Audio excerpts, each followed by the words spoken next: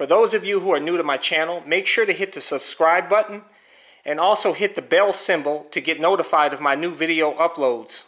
Thanks for voting in the polls for my next bike, but it has come down to two choices, one of which I will be taking home. Let's go for a ride!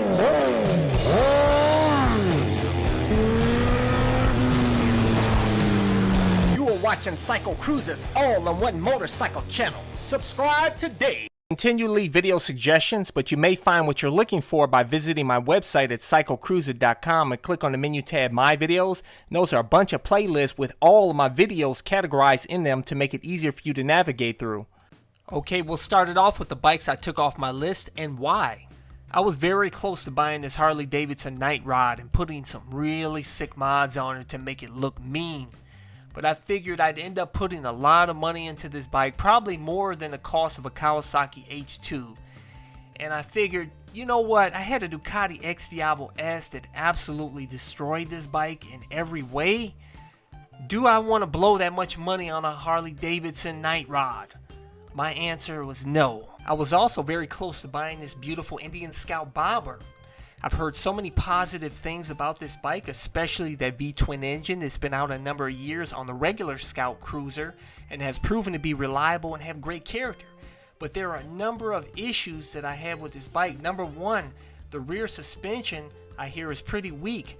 The shocks have very little travel in them, and that concerns me because our roads here in Cleveland are horrible with potholes and bumps. And they say even if you upgrade the shocks to better ones, the rear suspension is still poor. And also this bike has weak brakes. Obviously you can see it has a single front disc brake.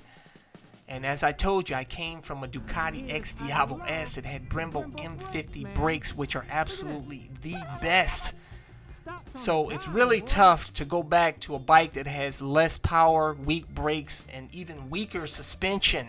So I passed on the Indian Scout bobber.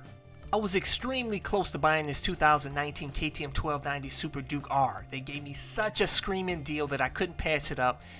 But today I called them and canceled the sale. Why, you might ask? Because I sat down and did some soul searching and thought to myself, CycleCruza, you have a sick Aprilia Tuono V4 1100 factory that whips this KTM in the Street Fighter shootout every year. Why on earth are you buying this bike? And then I thought again, because a lot of people say the Super Duke is more comfortable. It has more upright seating position and lower foot pegs. So I proceeded to the kitchen and I made 2 grass-fed 100% beef burgers and then dropped down and did 50 push-ups and man the f*** up said no to the Super Dukey. But then some of you say, CycleCruza, get the 2020 KTM 1290 Super Duke R. It's going to have like 200 horsepower. It's going to be way better, man. Why don't you get that? No, at $18,000 for a brand spanking new one, it's too much money, man. I'd rather get a Kawasaki H2 or some supercharger action. Then some of you say get the new 2020 Ducati V4 Street Fighter because I said I would get it if they made it in a previous video. But you know what, guys?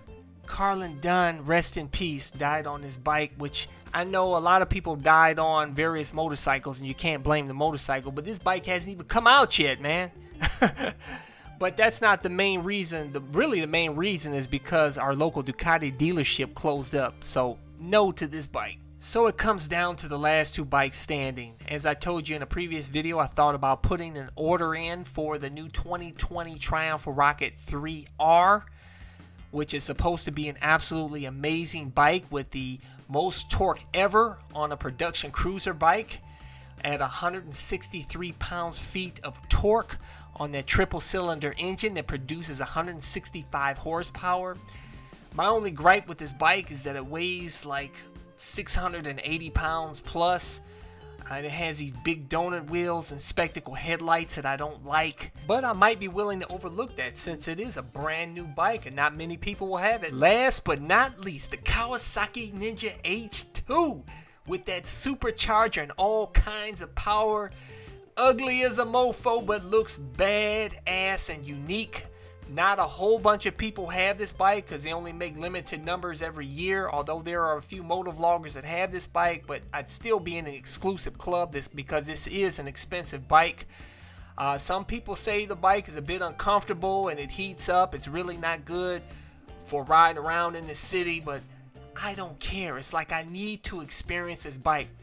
But I'm having a difficult time trying to find this bike to buy, so I need your help. Leave a comment and let me know if you find one. If not, I may have to order a brand new one. Okay, should I buy the Kawasaki H2 or the new Rocket 3? Leave a comment below and maybe you can help me make the right choice. But for those of you guys who want to get my gear, you know, like my airbag vest, my neck brace, my leather pants, camo pants, gloves, all my stuff. I always include links in the description and comment section of my videos, or go to my website, CycleCruza.com, click on the menu tab My Gear, and that's links to all my stuff. Hit thumbs up, check out my playlist for new riders and popular videos. Don't forget to comment and subscribe, and check out my other channel, Bug Out Moto, where I customize a van for my motorcycle so I can live in my van with my motorcycle and travel across the country anywhere. Subscribe to my YouTube channel, Bug Out Moto.